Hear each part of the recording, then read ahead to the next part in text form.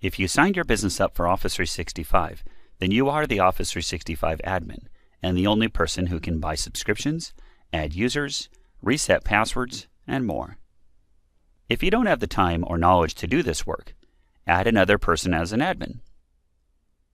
To get started, sign into Office 365 with your work email.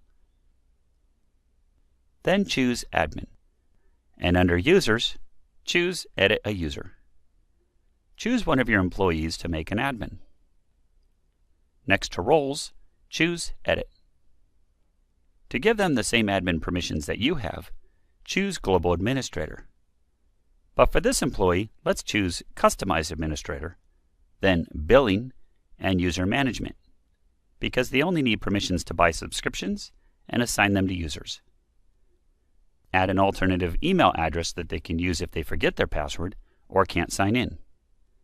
Then save, and close. And close again. Another way to add an admin to help you with Office 365 is to bring in someone from the outside, like an IT professional. Let's first add them to Office 365 by choosing Add a User. Add their first and last name and display name. Type their username and your company domain name. The username and domain name together make up an email address and sign-in address for Office 365. Fill in their contact information like a phone number. Then, under Password, choose Auto-Generate Password and let Office 365 come up with one. Then check the box to make them come up with their own password when they first sign in. Under Roles, choose Global Administrator, because this is an IT professional service who needs to look after all aspects of Office 365, and you don't want to limit them in any way.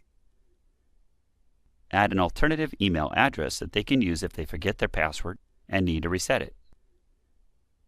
Under Product Licenses, choose Create User Without Product License, because this person will manage Office 365 and not use it like an employee, so an extra license isn't needed. Choose Add. You see their user account information, including their password. Leave Send this password and email checked, then add your email address and their email address so they get the account details directly.